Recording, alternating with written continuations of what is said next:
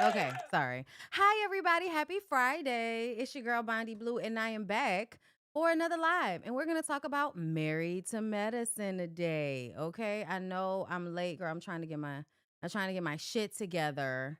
Okay. Hold up. Let's scooch. Okay. Look, I got my big ass water. Okay. Listen, girl, I'm hydrating. Okay. Cause I don't know how long it'll be before I'm drinking again. Okay.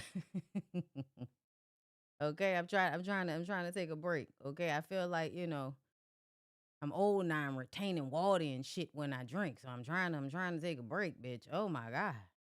Oh my God. It's so hard in New Orleans to not drink, y'all. It's so hard. Like we really do have like a cocktail culture. You know what I'm saying? To the point that now, like, you know how like when you were younger, when I was in my early 20s, I did not like the taste of alcohol. Like I wasn't really a drinker in my early 20s. Okay. But as I've become an adult and you go to, nice restaurants or you go to events and people be having cocktails that taste like juice. Okay. And that's all I need is a cocktail that tastes like juice. Okay. I don't it could be savory. Okay. I love a dirty martini. It could be sweet. I love the spicy drinks, girl. Okay. The spicy mango margaritas and all of that type of shit, girl. Any type of spicy margarita. Okay. You know what I'm saying? Oh, girl. I need to try to leave my house at some point. When you work from home, it'd be so hard to leave. But all the events are happening outside of your house. How y'all doing today? Are y'all doing good? Are y'all doing good? I hope y'all are having a good day. It's Friday. It's pretty outside. I have to run some errands, okay? I have to get in another workout even though I am so sore. And I also think I'm gonna come to y'all tomorrow for girlfriends. Girlfriends. Okay, I don't know if a lot of y'all may not be into my girlfriends reviews, girl, but they good.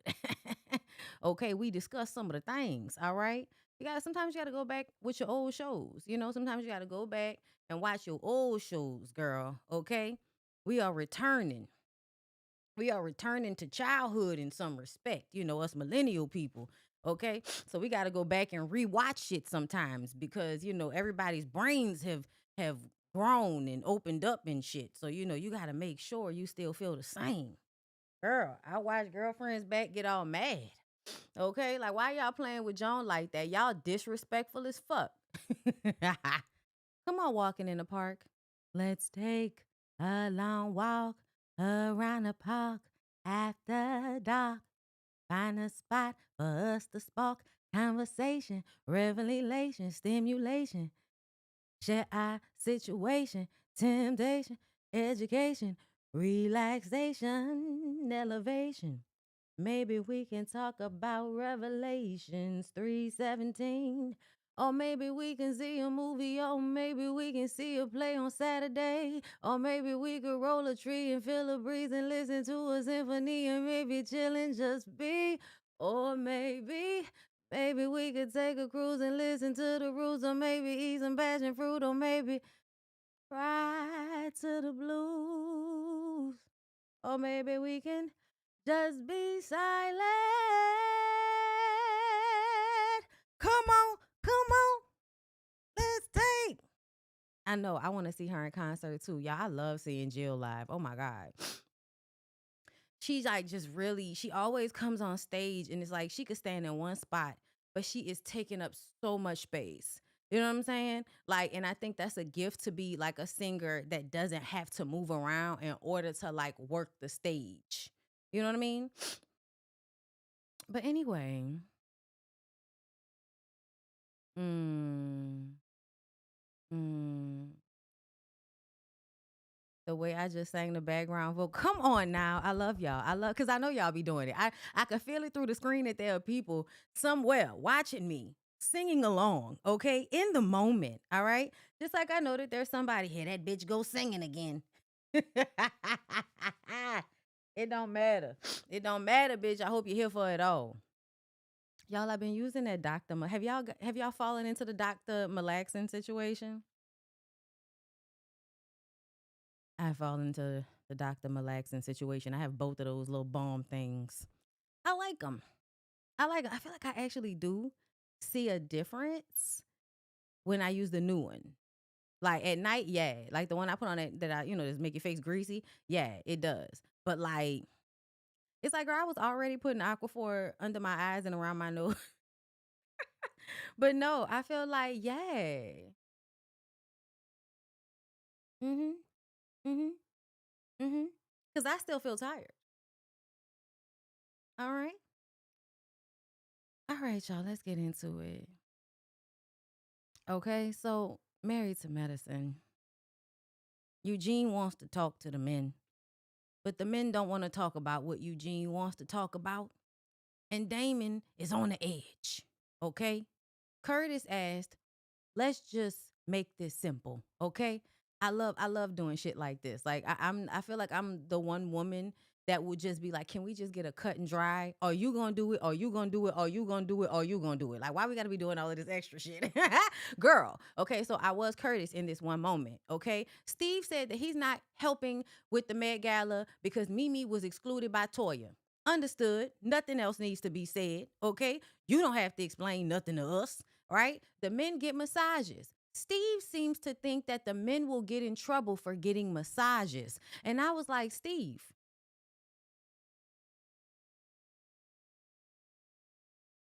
baby, you can't get a massage in your marriage?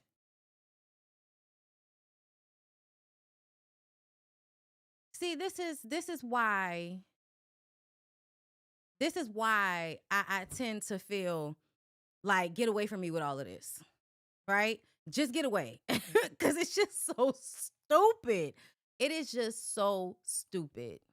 This man was sitting there eating his food and shaking his head. Y'all gonna get in trouble. Y'all gonna get in trouble for getting massages on the beach, on vacation, and then on camera. Like, another person can't touch your feet and your legs, Steve. I don't know what's going on there. I know Steve and Mimi think that they have the hey, excuse me. Come on. Come on, get back up here.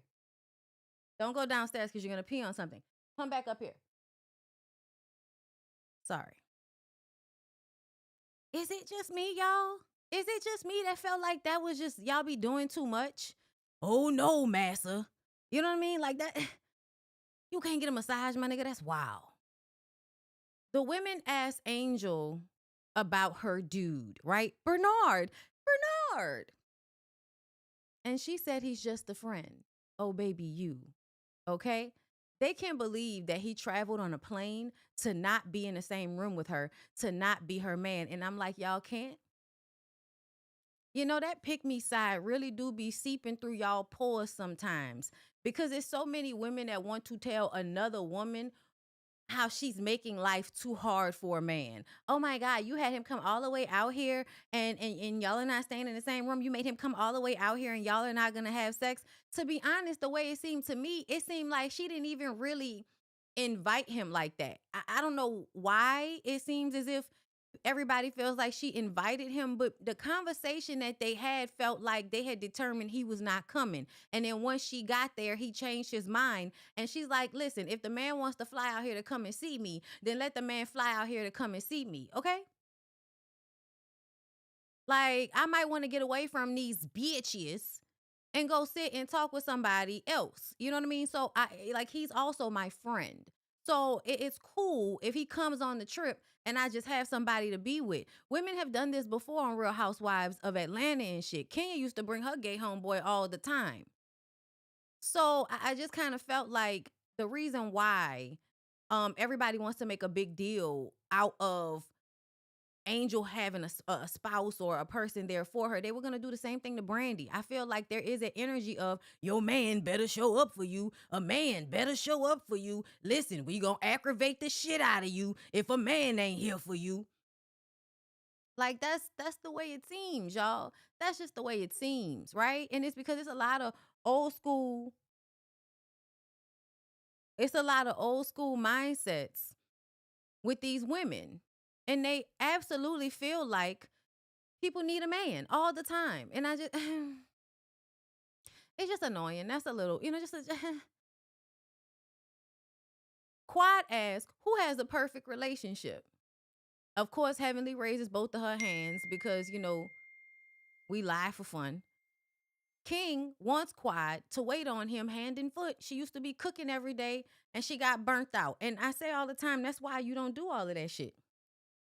Stop trying to prove that you are a valuable spouse to a man and you don't even know whether you want to be a spouse. You don't even know whether you want to be his spouse. So don't do all of that. From the very beginning, I'm not saying don't be kind, don't be generous as a person, but that's not what women do when they're trying to get a man. Women pull out all of their fucking stops and start doing magic tricks for a nigga. And I don't like that. Stop that shit. Stop that shit. Okay? Because it makes it seem as if you're not as valuable as him and he doesn't have as much to prove to you. But you got to be proving something to him in order for you to get him to come into your life and be your man. And that's kind of what it feels like with King and Quad. Because, we'll get to the conversation they had at the end of the episode later. I don't want to rush, okay? Heavenly asks, why does he get all of this husband treatment when he isn't the husband? Especially if that's what you want. If that is what you want, then you should not be giving all of yourself to a man. You shouldn't be giving all of yourself to a man, even if you are married to him. That's just not smart. In a way, keep your insides inside of you. I don't know how else to say it because sometimes I feel like the way I was when I was younger before, back when I had like this really anxious attachment to everybody and was always scared somebody was going to leave me. And, it gave insecure, it gave unsteady, right? It gave nervous. Like, why are you this worried about that? And then on some level, it's because I grew up feeling like a certain level of control is needed in order for respect to be exhibited. Because I grew up in watching that type of situation, right? But eventually you realize that shit is exhausting. I don't want to have control over another human being. I want them to be themselves and do what they need to do. And I'm going to be over here doing what I need to do. And when we come together, the shit should be good. Okay. Because we both on the same page. We enjoy each other's company, that type of shit. I'm tired of this thing where we get into these relationships and it feels like you're trying to hold on to somebody for dear life when the stats show that most relationships are not going to last. That is okay. That is okay. It is just a moment. You enjoy people. You like when men talked about just wanting to experience and all of that, on their end, they are being manipulative because they want to be able to get a lot out of you without committing to you. But that's why you don't give all of those things. And then you agree with them. You are absolutely right, sir. I'm not going to be doing all of this shit for a man that has not committed to me if that is what I desire. I'm going to be doing bare, minimum good person type shit. But I'm not going to be doing all of this cooking 24/7 and fucking 15 times a day because that shit is unsustainable. And sometimes, yes, you are in the midst of enjoying it, but that's where self-control comes into play because you have to remember not to get so excited about a relationship that you just throw everything out there all at one time, girl. No, that's not smart. That's not smart. You have to keep some of yourself for yourself. You know what I mean? Like, that's just something that I feel like I've come to as I've aged and been in a relationship. Like, the ability to let somebody be uncomfortable in the relationship without me feeling like I'm about to lose my mind. I don't know if anybody else went through that. Actually, I'm about to pull up a TikTok for y'all while we talking about this because this lady would explain it better than me. Okay? And I just think it's important for, women, if you do want to stop like that anxious attachment shit with relationships, enjoy them. Yes, have them, have love and all of that, but keep it for yourself. Keep more for yourself so you don't feel so worried and stressed out behind a man all the time, behind anybody, behind any relationship. Being more like steady and steadfast in who you are as a person means that you enjoy people, but you don't allow them to control you. You know what I mean? Does that make sense? I'm trying to find this TikTok, y'all. Just give me 1 second because I remember I was like, I don't know why I didn't save it. Because when I watched it, I was just like, yeah, I want to share this Cause y'all know I be seeing TikToks that sometimes explain things in a really good way, and then we expound upon. You know what I mean? But I don't know why I can't find. Is this F? I did not like. I liked it. Girl. A lot of my TikTok these days, I've been trying to change my algorithm. So my algorithm is normally like travel, tent life, lesbians, messy shit. Here you go. The art of Okay. Hold on, I'm about to show y'all this right quick. And then we'll get back into Married to Medicine. But this is a part of the conversation. Because these women need to learn this. You know what I'm saying? The women that watch this need to learn this. Hold up, let me see. He can't access your screen. Okay, yeah. All right, cool. Like you telling me that for. letting Alright. someone be in a bad mood will completely change your life. If you can stay in a good mood while someone else is in a not so good mood, you'll be healthier, your nervous system will be more regulated, and you'll be better to the people in your life. Someone's bad mood isn't something to fix. You don't have to be a detective and pull everything out of them to figure out what's wrong. People aren't projects. The only thing you can do is pause, take a deep breath, and say, I own my own emotional energy, and I choose to be content and calm. If they don't tell you what's wrong or ask for support, just give them space to feel what they feel without letting it consume you. The art of letting someone be in a bad mood will completely change your life. If you can stay in a good mood while someone else is in a not so good mood, you'll be healthier, your nervous system will be more regulated, and you'll be better to the people in your life. Someone's bad mood isn't something to fix. You don't have to be a detective and pull everything out of them to figure out what's wrong. People aren't projects. The only thing you can do is pause, take a deep breath, and say, I own my own emotional energy, and I choose to be content and calm. If they don't tell you what's wrong or ask for support, just give them space to feel what they feel without letting it consume you. The art of letting someone be. Okay. And I had to learn this the moment that I specifically like tapped in and understood that that's what was happening was when Hurricane Ida happened and I was out of town. I was in Atlanta and we were out there for a little while because there was no electricity here in Louisiana. Fuck. So I was out there in Atlanta. Y'all couldn't hear it? I'm sorry. Oh, like y'all couldn't hear it? Y'all comment and let me know if y'all heard it or not. Either way, um I was out of town and me and my mom and my husband were like going to the store or something. And I was telling Lyric to stop moving out of the way for people when they're walking on the sidewalk because white people tend to do this thing where they walk straight through as if another person is not walking towards them. And Lyric is 6'3". And I told him, take up space. Stop doing that. Y'all heard it? Okay, great. Stop doing that. You know what I mean? And it's because whenever I become conscious of something, I share it with him. Whenever I understand something better, I share it with him. Sometimes he gets it, sometimes he doesn't. Sometimes it takes a little time. Sometimes he'll say some shit to me and I'm like, you got that. Isn't that surprising? Girl. Okay. So I feel like that right there is so important, but I had to tell my mom that. And this is when I realized that my mom gave me my anxious attachment because my mom is like this. If you're upset, she gets upset. And because he and I were going back and forth about that, she was getting all uncomfortable. And I remember turning to her and I said, listen, I am annoyed. I am upset. But this is a very stressful time. I am entitled to be annoyed and upset. Let me have my emotions and you have yours. This is when I really like understood where I get it from and why there was like this issue with me being consumed by other people's emotions.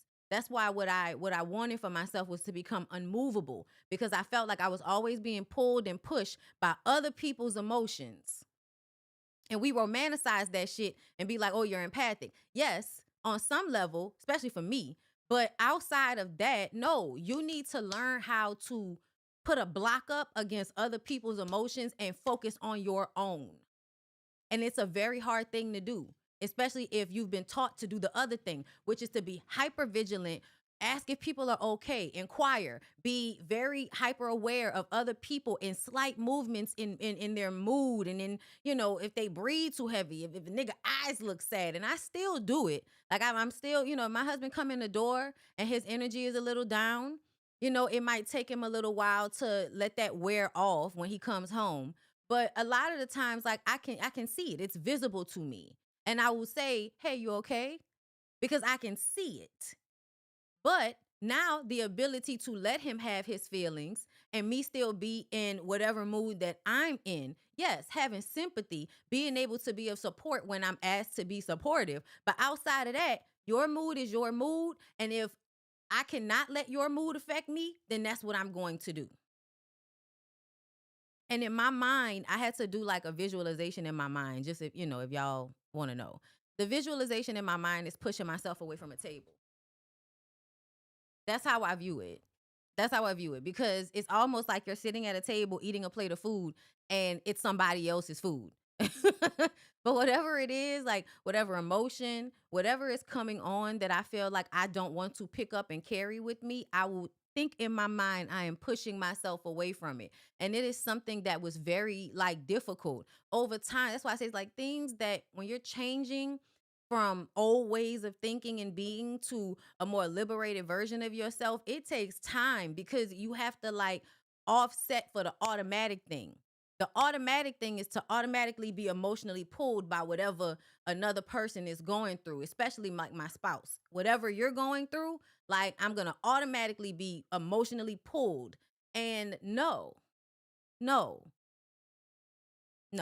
because there were times when that was like, something that people like. In every relationship I feel like I've ever been in, me being emotionally honest, once people realized that I was being emotionally honest and that because I was so honest, it was something that they could manipulate and play with because they knew that they were going to get a certain response. And it wasn't until I realized how often people enjoyed manipulating me, even when it came to like making me angry. I was like, yeah, no, I want to be unmovable. That's how I thought about it in my head. And what it really meant was to have boundaries and to have an internal locus of control that no one else can obstruct. But I have to visualize the shit in my head. Like I have to visualize it in my head first. And sometimes if you don't know, you don't know. Okay. And I feel like a lot of these women on this show would benefit from that mind frame, especially when it comes to their kids. Okay. But let's continue on. Somebody said they felt like Angel invited Bernard on the show for the show. Absolutely. Absolutely.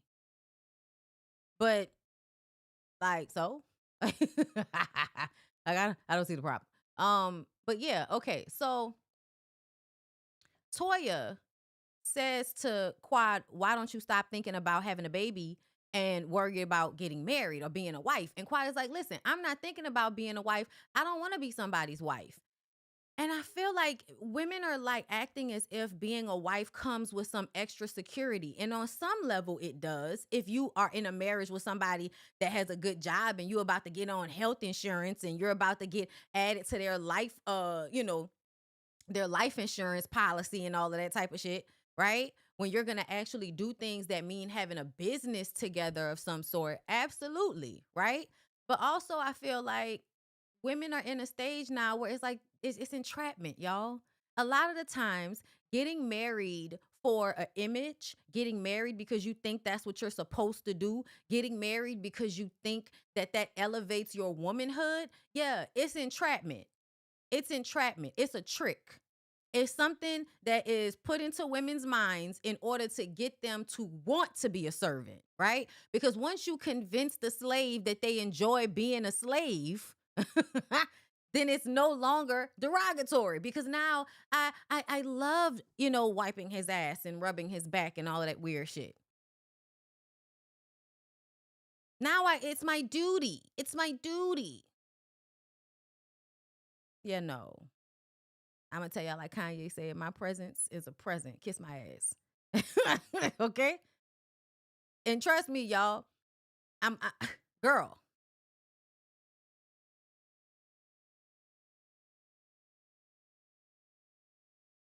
Never had a problem keeping a man. Okay? Child, keeping women is hard. But keeping a man, girl, easy.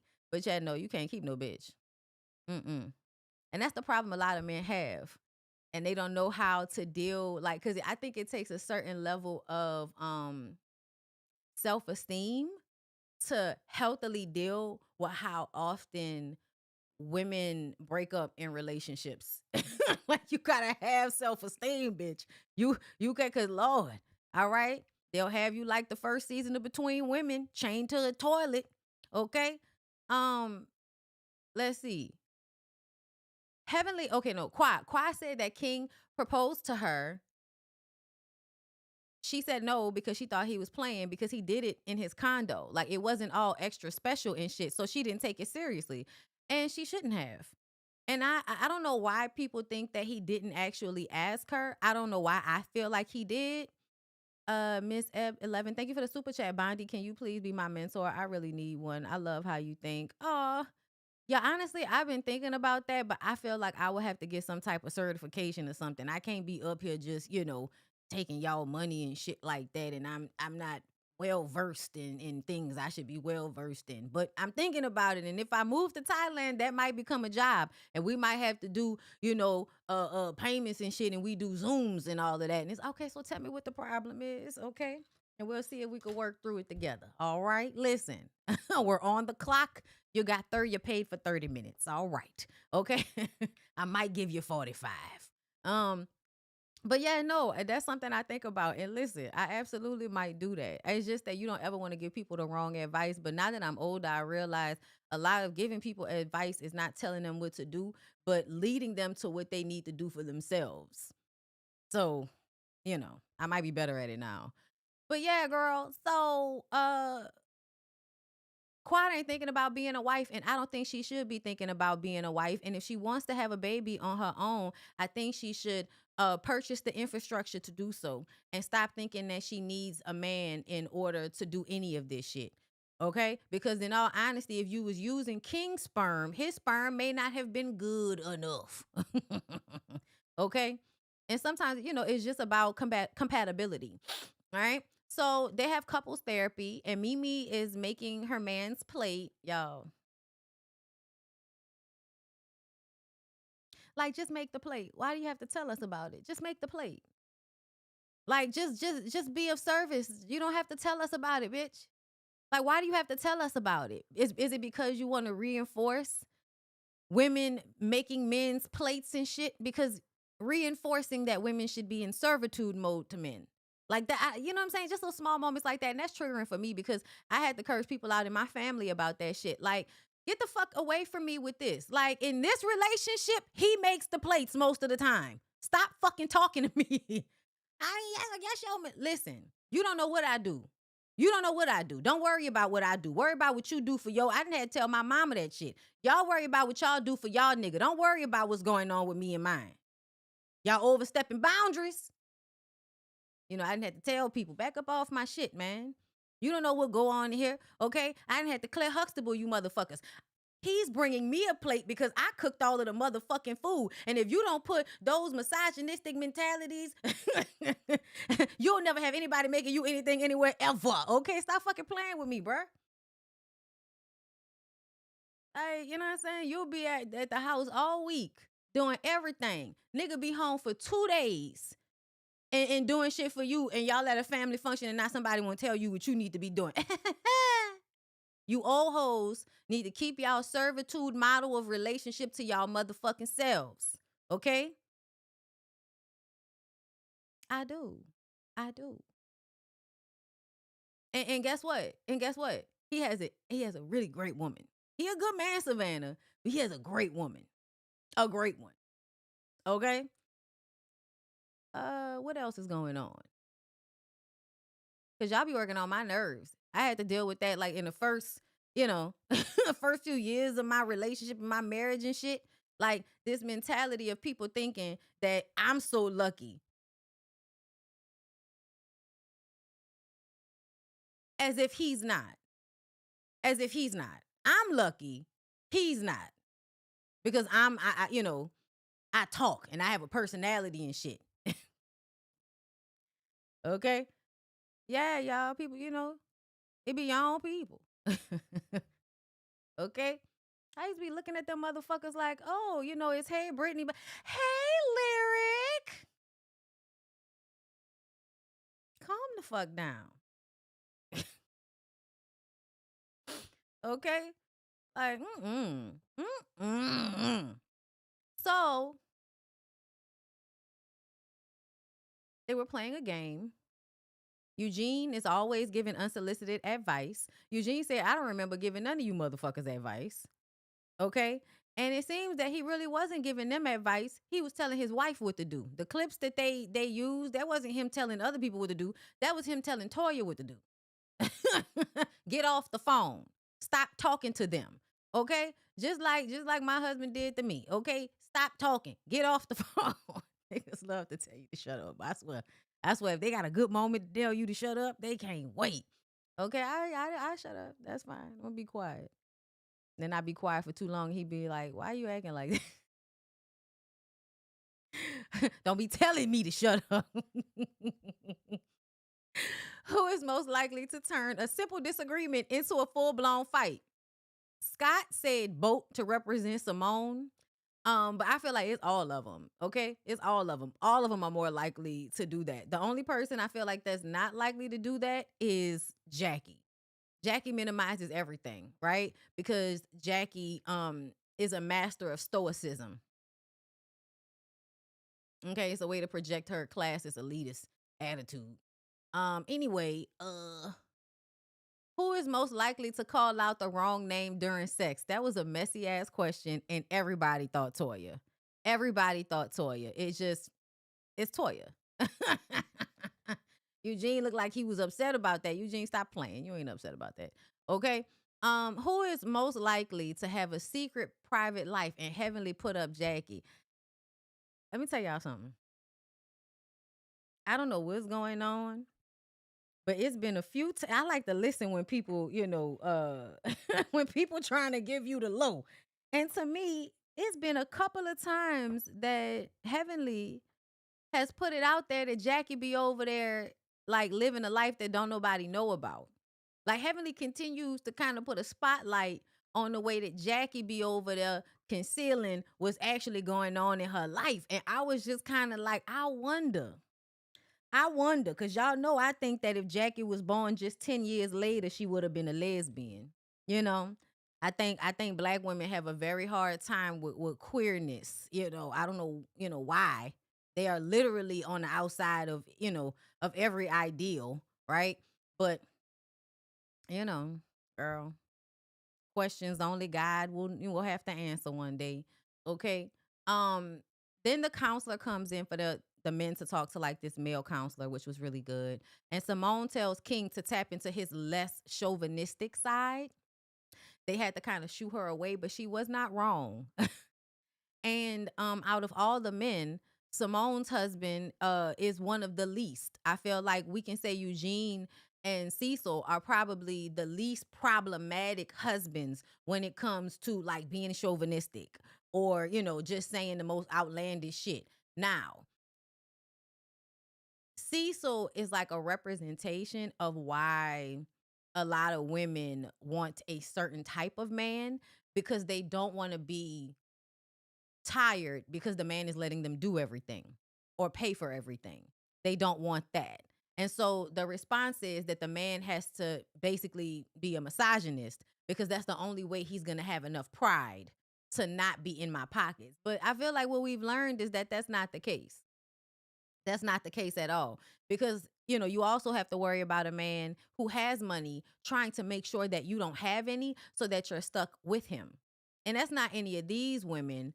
But I was thinking that about Kirk in Quad when he wanted her to sell her house. And we remember we was talking about it when Amy Luciani was convinced to sell her house allegedly by Dwight Howard. I don't know why she thought that was the best thing for her to do. That's fucking ridiculous. I would have never sold my house. I would have rented it out, but I wouldn't have sold it, especially if I'm about to move into another person's house. No, I'm going to have my shit waiting for me if and when I need to go back. As a woman, I feel like women, because they're so often taken advantage of financially when it comes to marriage and relationships and all of that by men, especially by men with money. No, you should always have your own shit. You should always have a way to take care of yourself. No nigga should ever be able to put you out and have you sleeping in a fucking car. No, absolutely the fuck not. Okay? And whenever I see men trying to make women have less so that they can join together, it gives you want to destabilize her so that you can then become an asshole and she'll feel like she can't leave you as easily because you've now made her sell her house. And now she doesn't have anywhere else to go. Girl, the way I would have went and stayed at a hotel and not came back the first time Dwight Howard locked me out of a fucking house, it would have been done with then. I would have been like, oh no, because I'm never going to give you another opportunity to do that again. Because that's insane that you would do that in the first fucking place. So anyway, moving on. Heavenly jokes with the women about looking at the men while they're asleep and wanting to smack the shit out of them. And I was like, now, Heavenly, you have a perfect marriage. Why would you want to smack the shit out of Damon while he's sleeping? I have had that feeling once or twice, but mostly um the nigga is like a baby to me when he's sleeping. Like he's adorable. You know what I'm saying? But that's because I think I like his face a lot. So like when he's sleeping, his face looks perfect. You know what I'm saying? It's like it's just, good bone structure, strong nose, big lips. You know what I mean? So I actually enjoy looking at that nigga when he's sleeping. So I don't feel the need to hit him unless he had really pissed me off. And then I might be like, I actually hit your ass in your sleep. Move. We've been together for a long time. Okay. So I did understand the feeling, but y'all, I wanted to talk about that because what the fuck is Damon upset about? This is what I wanted to like, because the way Damon acted this episode, Damon is the one that has contact with the sun. Heavenly is the one that's not talking to the sun. So why is Damon this pissed off? My son isn't around. My son, you don't like, he doesn't have to come to y'all house. Why can't you go and see him where he is? You're obviously still talking to him. He's mad at Heavenly. It's given you're mad at Heavenly, but because of the way y'all relationship is set up, you would rather internalize that and be passive aggressive before you let anybody know that you're really mad at Heavenly. And I feel like on some level, I feel like Damon and Heavenly are not in a good place right now because of what's happening with the sun, but they're never going to show it to everybody else. And I mean, I'm not mad about it, but it's just something that I feel like you can't really hide. Like I know you're trying to hide it, but I would have to feel like you're mad at him because he lied to you. And because she said they're going to always disappoint you. She said it don't matter. They will always at some point disappoint you. And that's the reason why it doesn't make sense to continue this mentality of auctioning off pieces of yourself to a man for him to take care of you. That's why that no longer makes any sense because they will always disappoint you. So to me, I think, women as a whole really need to start working on, yes, have your relationships, but please fortify yourself. Liberate and fortify yourself. Okay? And then give what's left to a relationship, to another person, instead of the other way around. Because there are so many of these women that say, oh, God, my husband, then me, then the kids. And it's like, your husband should not come before you. I know we used to think that way because I was taught that growing up as well. No, you come first, bitch. You come first. And now is a better time as any for women to commit this to who they are as people because the men are going to do it before you. And then men are gonna be doing the same manipulative shit they were always doing, but they're gonna use this same language against you like they're already doing. Like on Bell Collective, Letitia is the one that's been trying to get her shit together, trying to be autonomous for 6 seasons of a fucking reality show, and Glendale then learned enough to catch up and tell her that if you're not giving me sex, then I need to go and take care of myself and worry about myself because I can't pour from an empty cup. Now he can use the language that you should have used to liberate yourself, to fortify yourself, instead of allowing him to convince you to keep going back and forth on it. Talking about, I think we can work something out. Girl, please. No, you cannot, because that man weaponizes everything against you. Everything. My God, on today. Moving along. Simone says that she and Cecil are in a better place at the moment because she is, not calling him a raggedy ass bum nigga every 2 seconds, right? She's learning how to talk to him. It's been 29 years of marriage between them two, and they still together. Eugene says there's something for somebody for everybody. I feel like there's an opportunity to connect with multiple human beings throughout your life. I think that when people say you'll find your tribe, and in that tribe you'll find friends, you'll find people that you want to make your family, and there are people that you might want to have a romantic relationship with. But I think it should be more so about finding your tribe and finding people who you can exchange good energy with, because I think that's another thing I've learned as I've gotten older, is that sometimes what you are looking for in a romantic relationship can be satiated by spending time with other people. Because it's not always a romantic thing. Sometimes it's connection. And you realize that you don't have that with anybody. You know what I'm saying? Me, myself, personally, it's very hard to let down my guard with people. Very, very difficult. I can be vulnerable. Like, that's just a part of it. But once I see anything shake, girl, the walls go back up.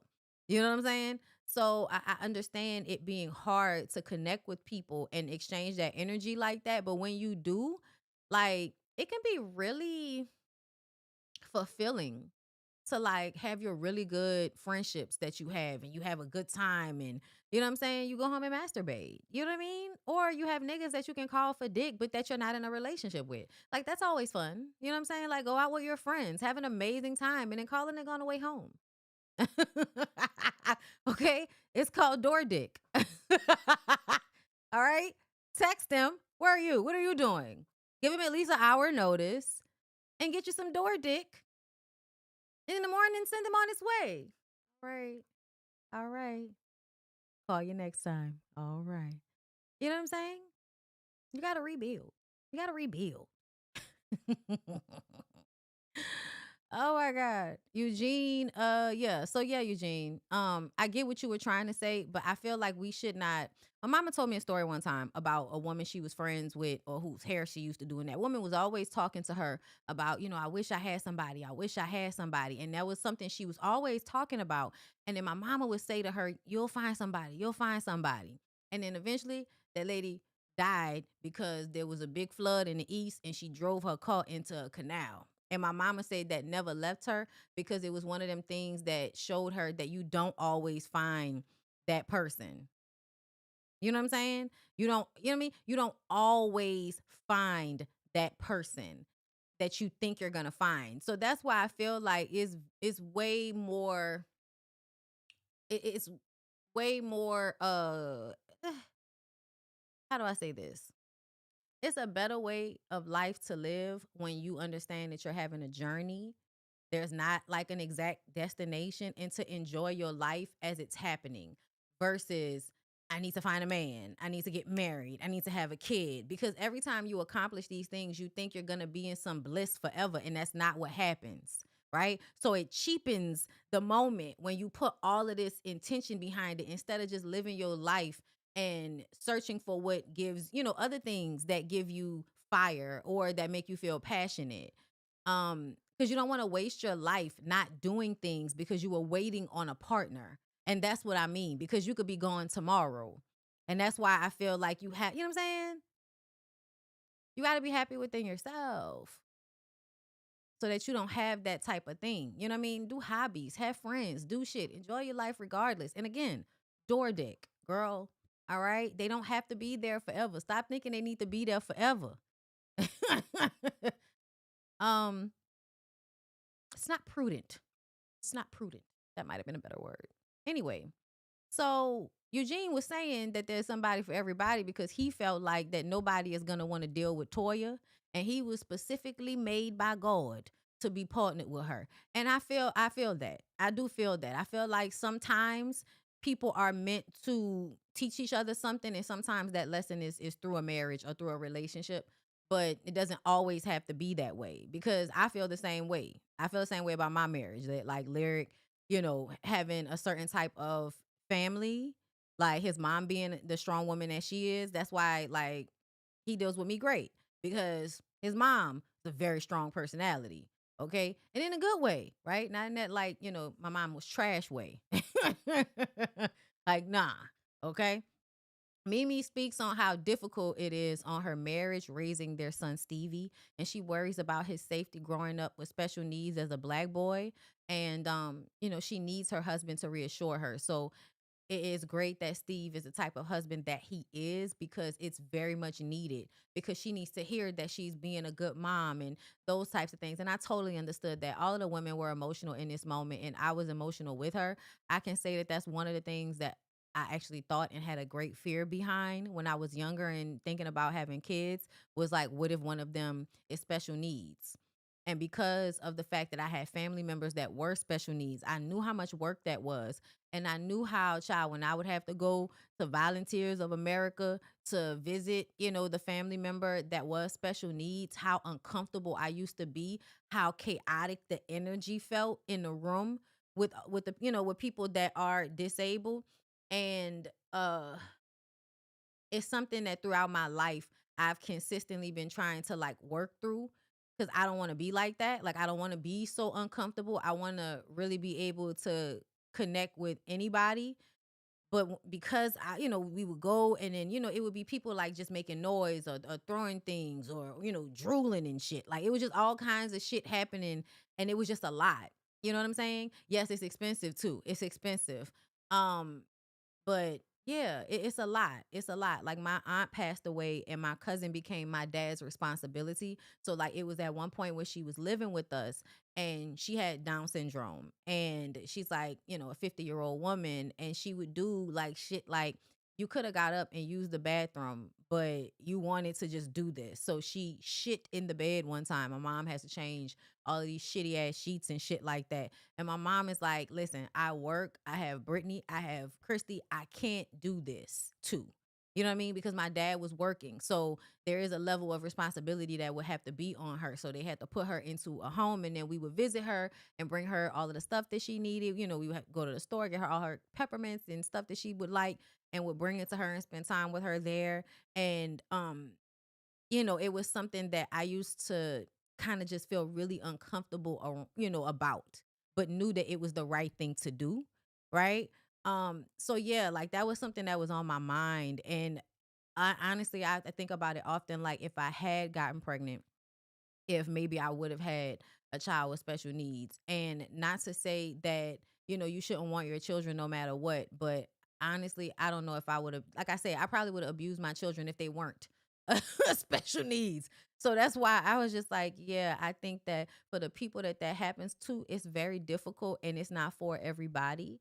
And I think that Mimi and Steve are, the perfect type of parents to deal with that situation. But I do not envy them. That is such a difficult situation to be in. Like when she said, I don't know if he's going to have to live with us for the rest of his life. And that's another thing. I don't know if I want no goddamn child living with me for the rest of my life. You know what I mean? Like, I hate to say it like that, but people put way too much religiosity and too much sentimental meaning onto women having children when really it's a body's mechanism. And, sometimes people don't want to have children and they shouldn't because you could end up with a child that needs more from you than you could ever give. You know what I'm saying?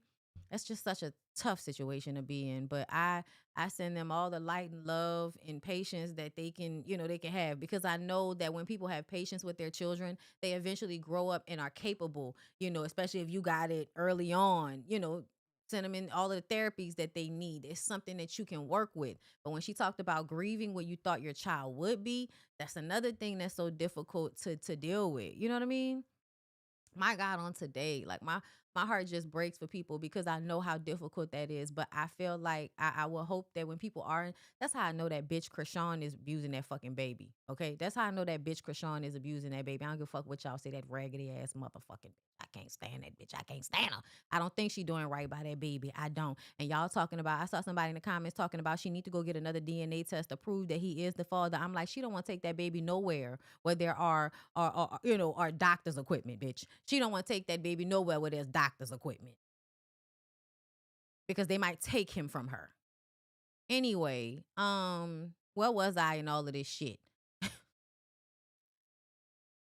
Damon says that he's in the toughest point in his life that he's ever been because of what's going on with his son. And he is deeply hurt over his son being gone. And he says, if you are my enemy, try me right now.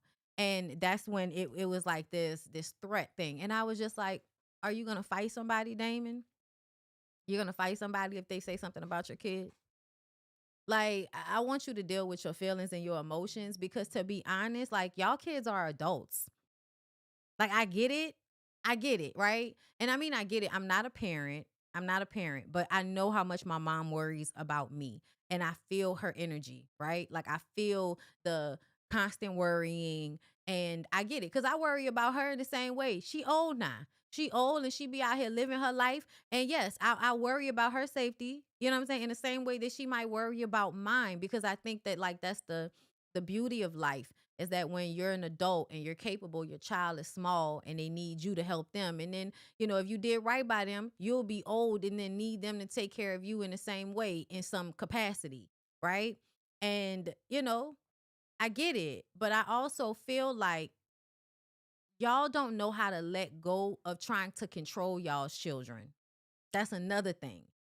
Something makes me feel like your child wants to be left alone because he doesn't want to be controlled. The way Heavenly and Damon act, it does give a controlling T, right? And I'm trying to understand what else is like, I wish I knew what else was happening behind the scenes, because they're acting like him not talking to Heavenly is him being in jail or something. Like, my son, because if he was in jail, I could understand, because you would be so worried about what would happen to him in there, his psyche and all of that. But if that boy wanted to get away from y'all and just go live his life on his own, he's an adult. Like, he's grown. And I get that you're going to worry about him, but he, again, grown, adult. So there is a level of separation that needs to happen. There's a level of, I got to pray about it and leave it alone. You pray on their safety. You pray that they're protected. And then you let it go. So I'm really trying to understand why Damon is acting like, this is the worst time I've ever been through in my life. What else is happening? Besides, he's not talking to Heavenly, and he may not be coming around y'all house as much, but you seem to still be in contact with him. How is this the worst your life has ever been? Your grown adult son deciding that he needs some time away from y'all. You know what I'm saying? Y'all let me know, because I don't know. Like, it's just, I feel like something else is going on that we don't know, because this is overreaction. I have 2 grown sons, and I let them call me when they feel like it, which is almost every day. It's just like school. We spent most of the time there. Sure, my personality twin might have been at school down the street, but we ain't around each other. My mother is 84. Our roles are slowly reversing. It's cool. It is. Uh, Production highlights Eugene and Scott at that moment. I thought growing up military and being military, I was going to be an abusive as a parent. I was a great mother, but I was definitely tough. I thought the son didn't live there anyway. That's what I'm saying. Like, he was already not living in y'all house, right? Or was he living in the house and then left? Yeah, no, I don't talk to that lady every day. That's too much. Okay, we talk a couple of times a week usually. She either called me to ask me to do something, or I call her to check on her. Um, but yeah, no, we don't. I don't even talk to nobody every day. Like, okay, it's okay. Um, but also, like, I had an emotional enmeshment, like, and codependent thing with my mom early on because of the relationship with my dad, right? So, like, we were emotionally enmeshed because of the abuse. Then after he died, there was a breaking that happened because she started dating other people. And it was something about that was very difficult for me to, you know what I'm saying, to metabolize at the time. Like, it felt like an out of body experience the first time I witnessed her being with another man. It was so crazy. Like, on a date. Um, so that took me some time, but what it did was cause this like separation where there was a breaking of that codependency in our relationship. So I went from being somebody that needed to call their mom in order to emotionally regulate myself to being able to emotionally regulate myself, and kind of feeling like I needed to create some type of separation, because I think I would have, in my mind, I would have felt the pain of my father's passing more if I was still in the house with them. There was a level of me creating my own life away from them that made him dying easier on me at the time. And the way I'm connected to her, I feel like I definitely need to create my own space, because one day she's not going to be here and I need to be able to be okay. And if we are too enmeshed, I think that's going to be so much harder for me to deal with. You know what I'm saying?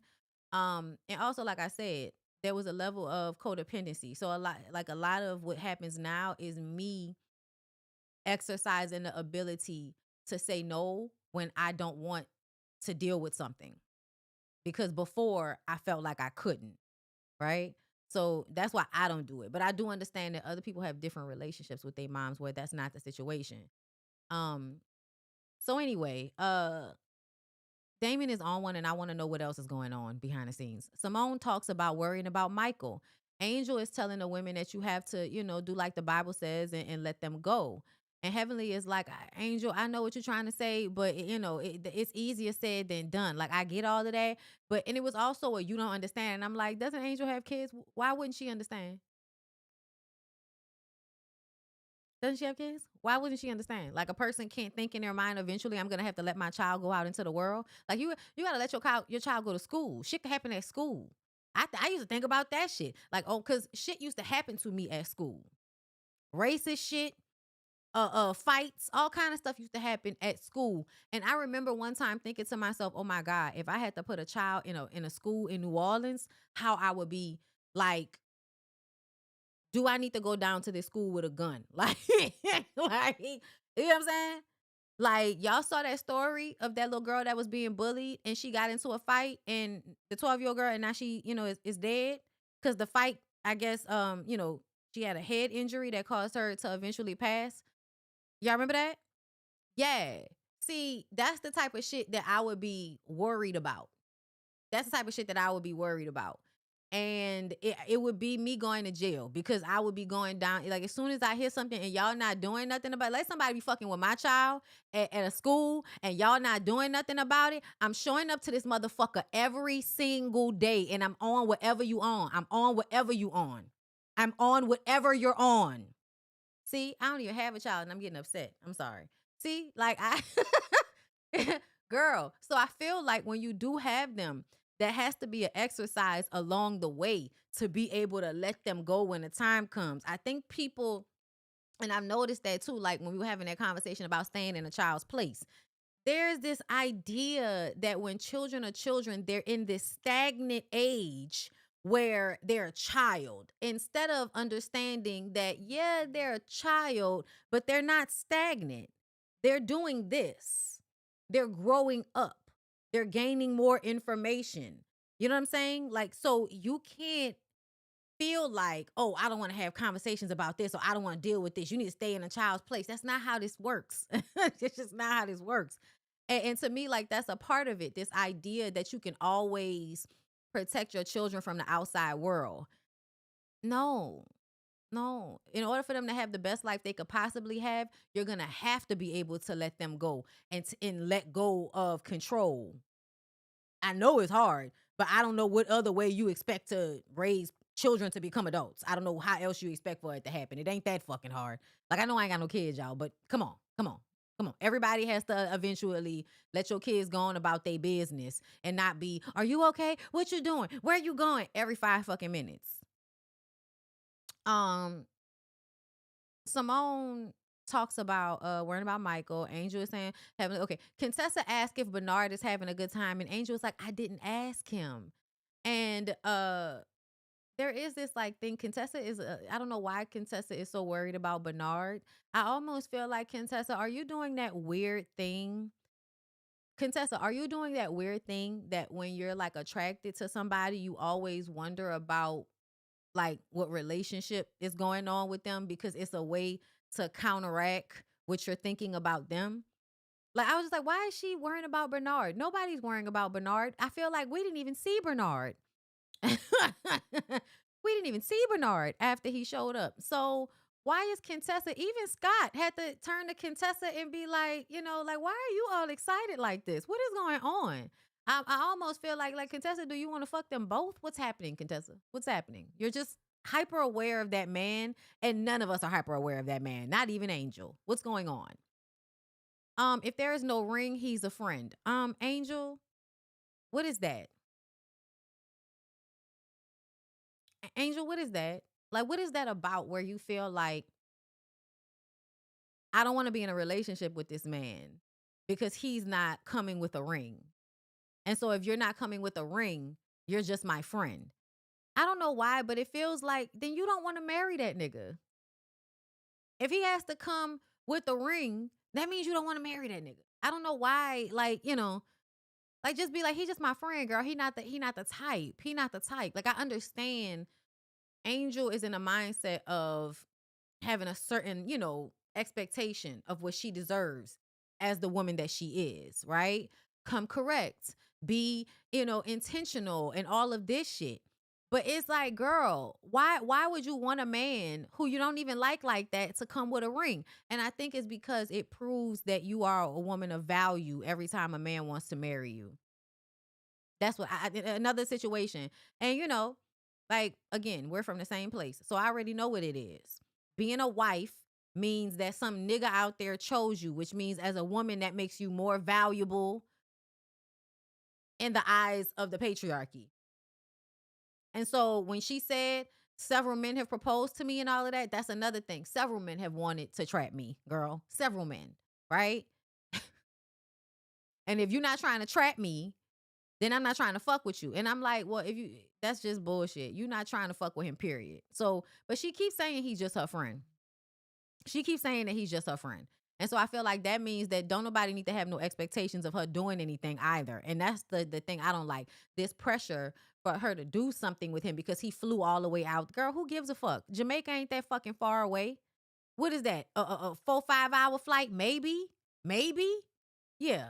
Get away from me with this. He didn't do nothing that hard. He get to come to this hotel. He get to come to Jamaica. The nigga got money. He a doctor. He'll be okay. He ain't doing nothing that extra coming out here to see me. The island, girl, you could have came to see the island, girl. Anyway, um, Curtis wants to put Kirk on blast for not being married to Quad. Kirk says that they are pressuring him to get married more than Quad does. Curtis says that they are playing house and biblically it's not right. That's why it's not working out. And y'all, Curtis is a perfect example of what I tell y'all that women do a lot, which is you do a lot of shit that you feel shameful about.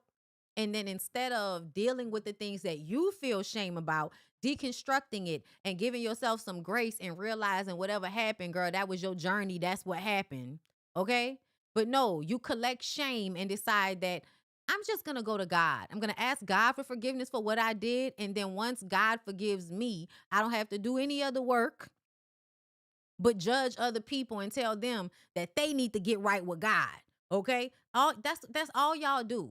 Y'all being y'all, young adult life, acting completely out of fucking control, being a complete and utter asshole, cheating on people and all of that. And then once you've been shamed and you feel guilty enough, you go find God so that you can beat somebody else over the head with what God said. Get the fuck out my face with this, Curtis. You're a lying, cheating ass man. And you think you could get up here in front of anybody talking about biblical and what God wanted and all of that shit? Oh yeah, and I forgot that Heavenly had asked the women had they ever had a dream about knowing somebody biblically. And um I was watching Jamie and she was like, "What does biblically mean?" And I'm like, "Girl, that mean fuck. That mean do you have dreams about fucking men? Do you have wet dreams? You know what that mean, girl. Biblically means sex. When they ask you if you know somebody biblically, that means if you had sex with them. I don't know why that's something that people say, right? But it is a level of virtue signaling like that I think is happening when people say shit like that. Do you know them biblically? Girl, Girl, have y'all had sex? Have you swapped fluids? Fuck out of here with that. Anyway, um, Kirk says it's not because of God, it's because of Quad's age. And I think we all know that. And, Curtis is basically saying that his wife, Jackie, and what she does won't work, right? Trying to help women have babies when they're older. It won't work unless you're right by God. That's the only way it'll happen. And I'm like, right, because people that have babies in the Burger King bathroom because they're on dope, they're right with God, right? Baby just comes right out. Bloop. Like, come on, bro. Like, shut the. Like, I need for y'all to stop with this shit. This is so obviously you feeling shame and guilt and projecting onto somebody else. And I don't know why. Like, I really don't know why. Maybe it's because for the same reason that the women on the show envy Quad, you know what I'm saying? Or Angel for that matter. I do think there's a level of envying single women because single women get to be free. And married women don't want to admit that they're just as tired of that same nigga that they've been with this entire time as anybody else would be, as he is with her. Like, I'm just as tired of this nigga as he is with me. And I wish I was in a single woman's body so I can go get fucked by whoever I want to get fucked with without the shame and guilt that would come with it. Okay? And I think that with Curtis, it's the same thing. I think you are jealous of the fact that Kirk can, basically do what he want to do. He can do the intro of building a family with a bitch and then decide, you know what, I don't want this. I'm going to go somewhere else. I definitely think that that's a thing. Okay? Let's see what else is going on. Quad says that Kirk disappointed her and she still loves him and she's standing on it. Girl, why are you standing on it? Because Heavenly, tells Quad that she's giving Kirk too much and he needs her. She don't need him. Heavenly was giving good advice. I also felt like the way Heavenly was giving this advice was another example that something is going on between her and Damon. I know in front of the camera she's going to perform. But on some level, it feels like the advice that she's giving Quad is things that she probably thinks to herself or has thought to herself at different times, but would never outwardly express that because her generation is more, invested in the image than the truth, no matter what they say. Um, yeah. Eugene talks to Damon about how he was pissed earlier. Now, Eugene is trying to talk to Damon about how he feels about Heavenly. And he says, I don't like people talking about, my wife and, people were saying shit. And then Damon was like, don't say nothing about my son. And Eugene was like, I wasn't going to say anything about your son. This is about me not wanting to curse Heavenly out for the way she talks to my wife. So I'm trying to have a come to Jesus moment with you so I could stop feeling like that about it because I want to curse your wife out. That's what it's about. It's not about your son. Nobody had anything to say about your son. And then he says, because, the women have said things. And then they played a clip of when Toya said, how can we keep your son's name out of our mouth when you always talking about our family? And that's the thing I'm talking about. Like, why is it that Damon gets to be this attack dog so that Heavenly can say whatever the fuck she wants to say about people?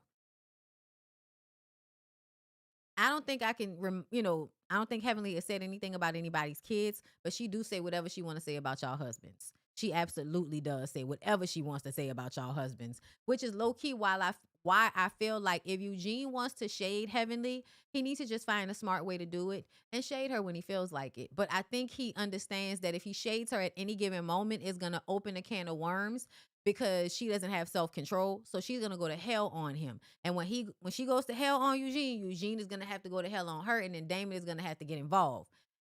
That's why it's like, I'm coming to you as a man. If you can ask your wife to lay the fuck off a bit, but it's almost like you can't even come to me and ask me to talk to her because I don't want to talk to her right now. Like, I'm mad at her too. I can't express that I'm mad at her, but I'm mad at her too. So I don't want nobody coming to me to tell her something that they mad about because I'm already fucking mad and I'm trying to avoid it. Okay. But anyway, they hug it out. And I did appreciate this moment because we all know that Damon and Eugene have a relationship, like a real relationship. He was his mentor. And I think it's fucked up, the situation that, Heavenly and Toya put them in because them hoes don't know how to act. Um, anyway, because everybody been saying it, and it is true. They are the same people. They are the same people, y'all. Heavenly and Toya are the same people. They both a lot of the times will show up as the immature, childlike version of themselves. Do I feel like they have heart for people at different moments? Yes. Heavenly more so than Toya. Just my opinion. Anyway, Quad and Kirk. Jackie has been texting Quad over and over again, apologizing for Curtis' dumbass comments. Kirk says that he thought about it a lot, and everybody needs, everybody doesn't need to get married. And Quad seemed as if she was having an issue with that. But I'm like, you were just saying that you weren't even thinking about marriage. So, that's not what you're worrying about right now. And I guess him putting a finite thing to it. But what it really might be is Kirk wanted marriage. Quad said no. So now he's being passive aggressive and saying that, well, you're not ready right now. Well, if you're not ready right now, when I'm ready, I'm never going to be ready. And so maybe we just don't need to get married at all. And then he frames it because we're on camera. So I have to make it seem like I'm being a good guy. I'm not giving you what you want. I'm not, I haven't been giving you what you deserve and what you need. And I want you to have what you deserve and what you need. He says that, she hasn't been giving him what he needs either because he needs more appreciation, and she's saying it, but she's not showing it. And she asked, what would he like for her to do? And instead of telling her what he would like for her to do, he tells her about what she did when they were on the trip and she's on the hormones and going through the IVF period. Oh, you were yelling at me about everything. Didn't you tell us that you understood that she was hormonal and going through a hard time? Just a few episodes ago, we heard that from you over and over again about how you understood that it was the hormones and it wasn't, it wasn't intentional, right? But now you're coming to us and acting like this is the reason why you're not getting what you want out of the situation. You're trying to weaponize anything you can against her. If you really were trying to make the relationship work, you would have told her what it was that you needed from her. But that's not what you want. You don't want her to actually do something to prove anything to you, like, because you would have just told her what you wanted her to do. No, at this point, you just want her to be the bad guy because she's not giving you what you want. She's not being how you want her to be. You just want to win. That's what it is at this point. Because if you actually wanted something from her, you can just communicate, well, I would like this, this, and this, and this. But that's not what it's about. It's about domination. Domination. You're trying to dominate her. And a way to dominate her is to guilt her and make her feel bad about not being the best woman she could possibly be for you. Because then what you want her to do, is why it's always a Jedi mind trick, is because you want her to fight to prove something to you. You're not going to say specifically what it is, because then that will put the onus on you to actually be honest about what you're asking of her. But I think what you're asking of her is kind of ridiculous. But instead, you just want her to have that in her mind that she's not doing enough. And that means you need to do more. Yeah, I'm glad this relationship is over. I'm not even gonna lie to y'all. Um, cause he act like he was doing her a favor by supporting her through IVF, even though it seemed as if it was something that they both agreed to do together. But then it just became, it's on you. When it was too hard for him, then it was her thing. Like, I do feel like he's too sensitive. Because if you can't deal with a woman having a temper tantrum when she's going through IVF because her hormones all over the place, then you don't need to be a husband. You don't need to be a husband, and you don't need to be a husband to a woman that's having a baby. You don't, because you don't have the emotional capacity to sustain or support her without feeling like it's a transactional situation. So anytime you're not cursing her out behind her attitude towards you, you expect to get head or a cookie or something. It's too transactional. You're not supportive enough. I want to say you're too sensitive, to be honest. Because I feel like if you understand logically why she's acting this way, why are you using it as a way to, make her feel bad?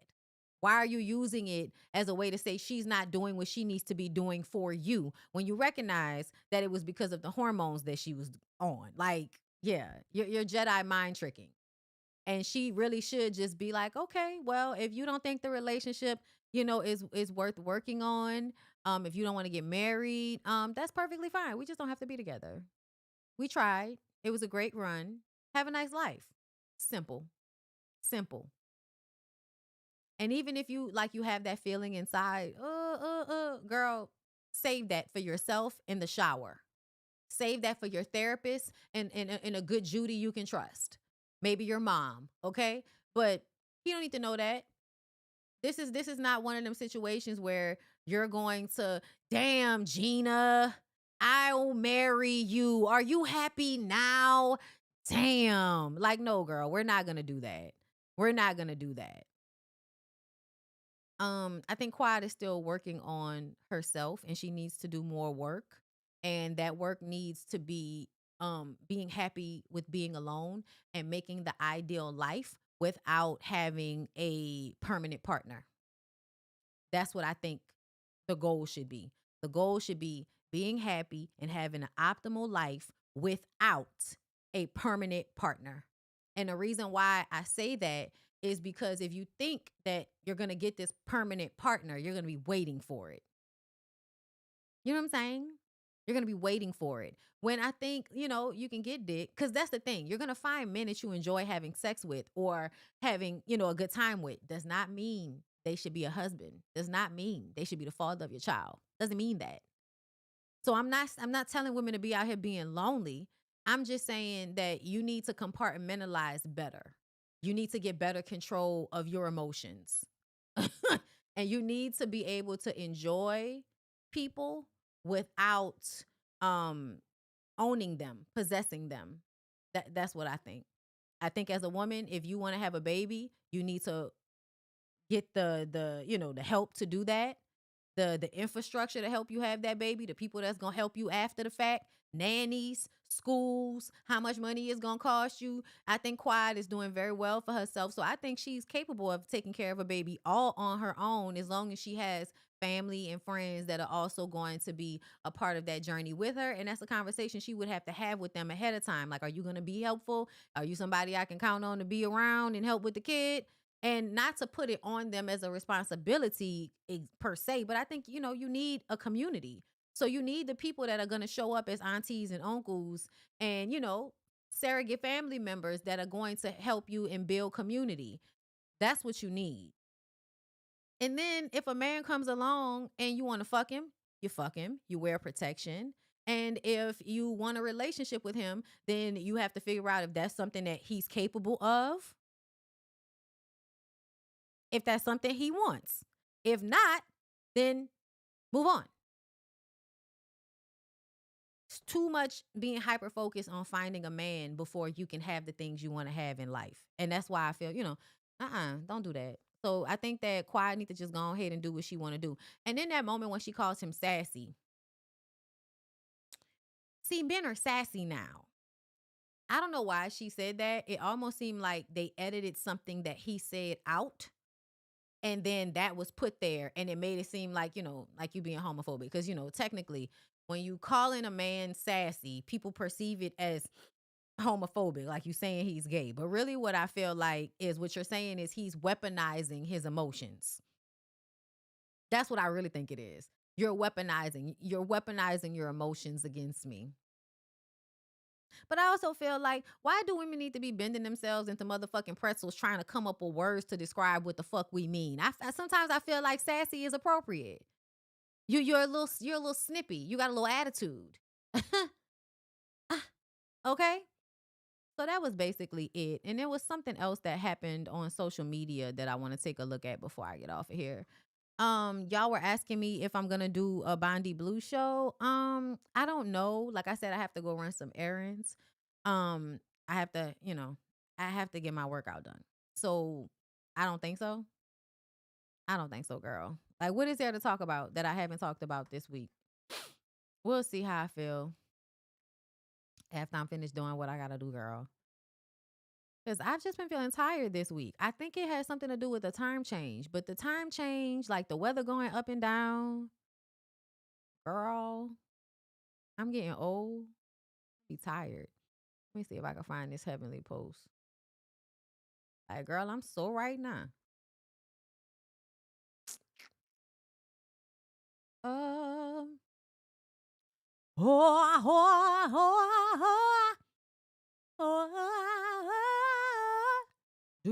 revolution?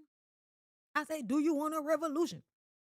Kirk was a rent a man for Quadria for the show. Quadria didn't want a kid. She needed a check. She not have returned to the show. That's a possibility. The reunion clip is out. Okay, hold up. Let me go get it. Mama D was on the internet today talking about whether Love and Hip Hop is going to get renewed. I think Love and Hip Hop will get renewed for another season. Like, we're watching it. So it should get renewed. Hoa, hoa, hoa, hoa. Okay. This is what I saw. We're going to get to this first, and then we're going to do the trailer, okay? Hoa, hoa, hoa, hoa. I'm sorry, y'all. Y'all know I'm a weirdo. Don't worry about it. Don't worry about me, bitch. All right. Brandy, what does your gut tell you will be the outcome of Heavenly's election? My gut tells me that she will be back on Married to Medicine with us again next season. Probably not as a congresswoman. Oh, you think she's not going to win? I don't think so. Okay. But I could be wrong. Okay. Could be wrong. Brandy, what is your gut? Was it a major red flag that Dr. Damon said he has no interest in Heavenly's political career? And how do you think he'll react if she wins the election? Well, according to Brandy, she's not going to win. That is a good question. Well, I didn't know that he said he didn't have any interest because he's been like her #1 supporter. We did go to her rally and he was up there sweating like all of us in the heat. And he was up there singing her praises. So I'm not sure, but if he did say that, yes, that would be a red flag. Was it a major... Dr. Heavenly is official. She qualified. We'll see how it all goes. I mean, I think we know why he doesn't want her to be a politician, because that takes away from her being focused on their home. And it takes a lot out of people when they're in Congress. I don't know.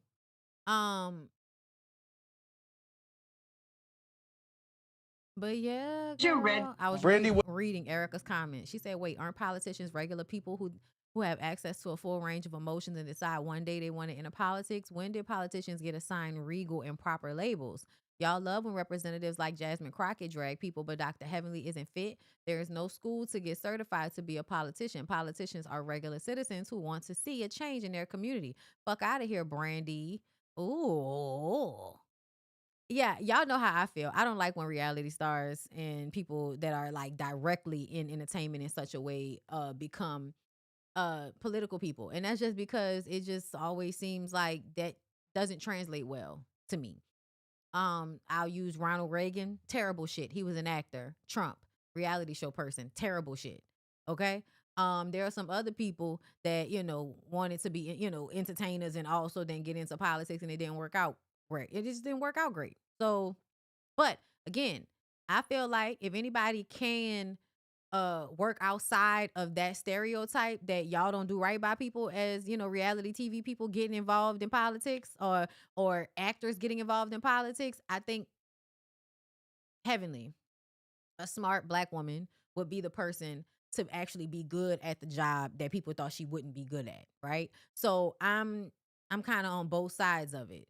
On one side, I could totally understand how somebody would not want to vote for her based on what they've seen of her on this reality show or how they've experienced her. And then on the other hand, I could see that she might actually be very good at the role because she does have a certain level of chutzpah. You know what I'm saying?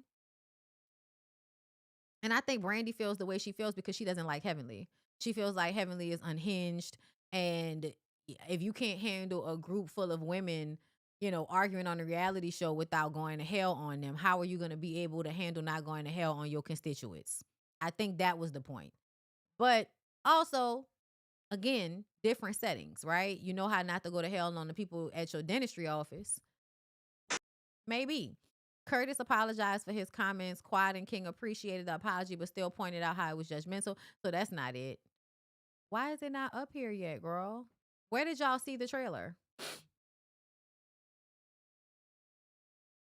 Whore, whore, whore. I'm sorry, y'all. I hate that. That's what comes into my mind every time. Okay. Here we go. Here we go, girl. I got it. I got it. I had a whole next door neighbor that told me about your husband. No, honey, you need to talk about yours.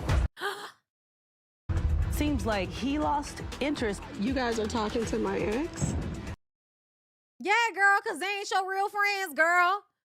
They have repeatedly picked the nigga side over yours. I came soft. Soft under your breath.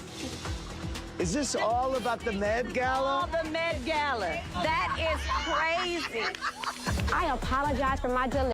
Why they always gotta be printing shit out before they come to these reunions? Stop printing shit out. Just say what you gotta say. Coming in high with printouts and shit. She got that shit on a towel, on a blanket, girl. What was that? You bye. The difference between you and I is my husband's too good to me. My husband, we got married because we chose to, not because I was pregnant. I did not do anything. You said that their marriage was cringy and it was chaos. Next. You're justifying bad behavior. You justify bad behavior every single day with Toya. There was some drama backstage. You always back your wife. I feel like y'all say that, but Eugene be checking Toya. Eugene might be the only one that does tell his wife you're doing too much. Wife up. You're very wrong this time. I see what you do. I see who you are. You're Eugene Bush. Come on, see, that ain't right. So we're not doing that. What? You're Eugene Bush. So, really, Steve? Really, Steve? You can't even get a motherfucking leg massage. Mic drop, Eugene Bush, and he's absolutely correct. See, y'all about to piss me off. Because we could feel like Eugene need to stay out of it, but for y'all to then go into this emasculating, disrespectful shit when I think that somebody... I'm going to leave it alone. Led to the breakup.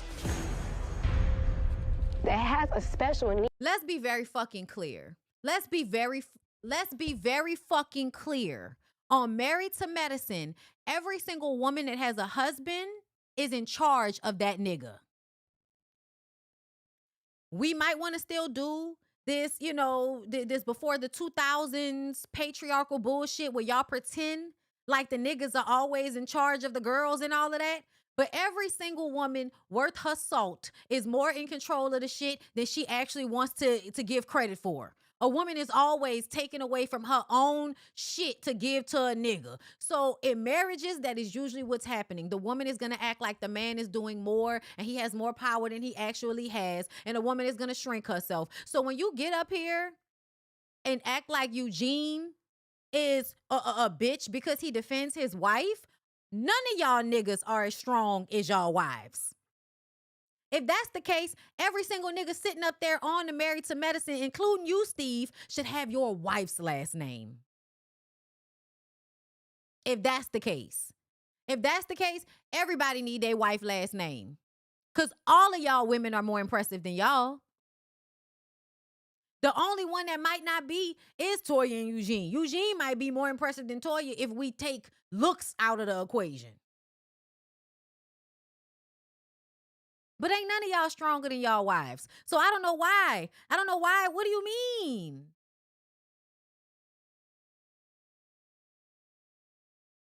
Steve is justified because of Toya calling that man gay. She did not call him gay. She pointed out the same shit that I pointed out. Steve looks like a man that is attractive to gay men, and he is. Each child, this is a battle that I'm going to face.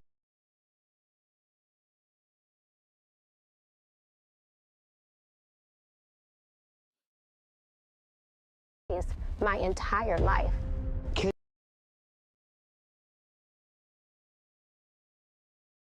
He got his titties out and he's bedazzled. Can you move forward with Heavenly and Jackie? Let me say this. She did not. I know. No, she did not. She said, why she did on Carlos' interview. No, she didn't. I just said exactly what she said. He's attractive to gay men. She did not call him gay. I know because I said the same thing. It's not semantics. Because to accuse someone of being gay is to feel like they actually done fucked a nigga before. But to feel like they just look like somebody that some niggas would like to fuck. To you. Uh-oh. It's not the same. Talking about semantics. No, it means two different things. Andy, I don't like the eye rolling. I'm just worried. You won't apologize for your wife. Somehow or another, it became a Eugene and Toya show. No, you grabbed my Why arm. is this I don't know girl what you're so saying. delusional? She touched me. We are never going to end up back together again. Don't want to, can't do it. I'm assuming if you are elected, you will have to leave this show. Well, I'm not closing any doors, but that's the thought. So this is goodbye, huh? You want to wrap her out right now?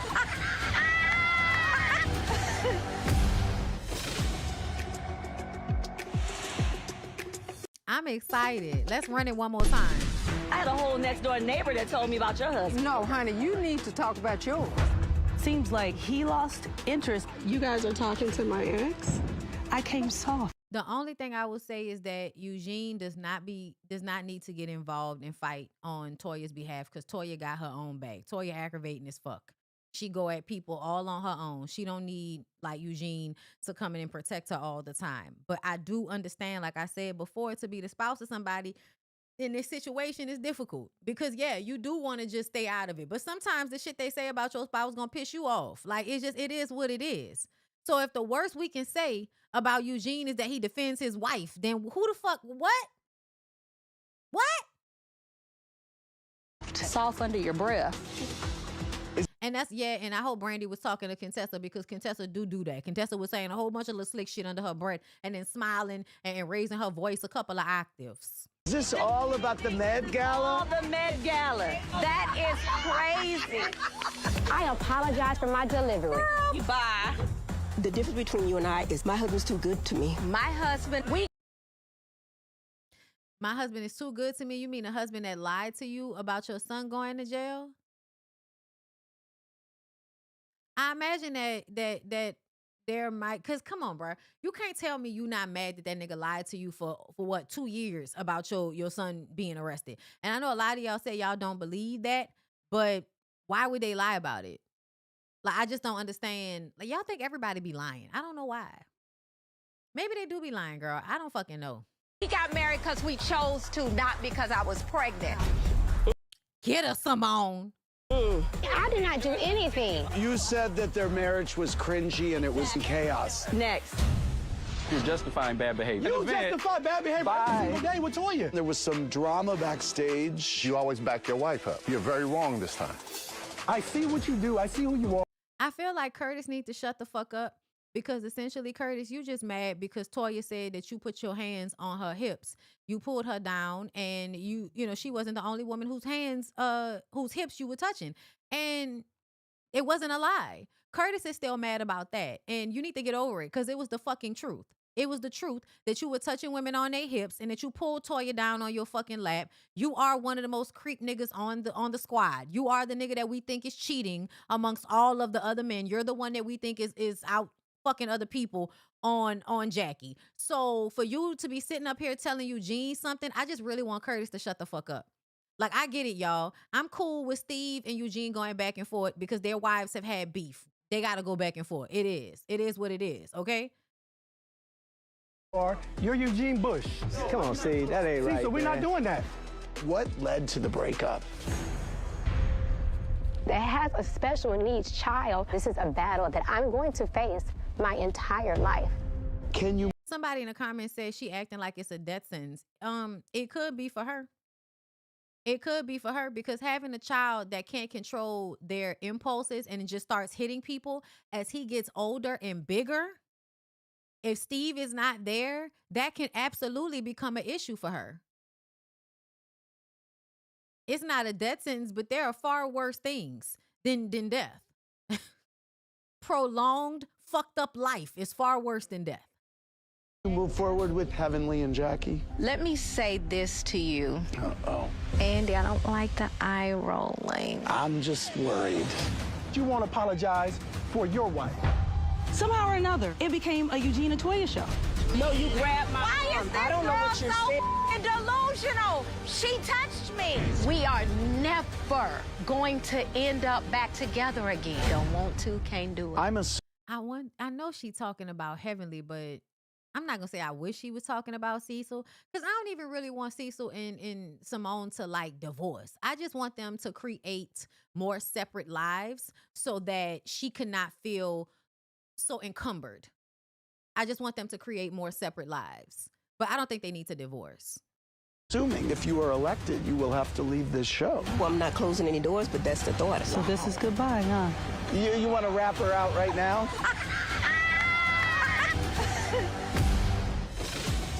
Yikes. That is hilarious. Well, that's all. That's it. That's all, everybody. Let me see.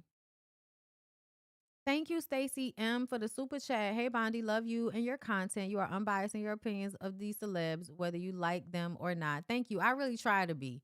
And if I don't like them, I'm going to tell y'all and say that, like, I might be being a little biased because I don't like this motherfucker. You know what I mean? At least I'll tell you. You know what I'm saying? Thank y'all. I appreciate y'all so very, very much. Thank you. Very happy Mondays.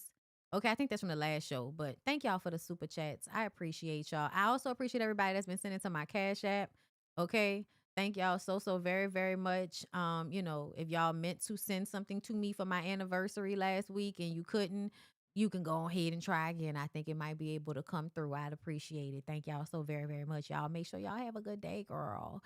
And I might come back to y'all later and talk about a few things. If any members are in here, can y'all put some stuff, if y'all haven't already, put some stuff in the BBS stories folder, and I'll see what I can do. All right.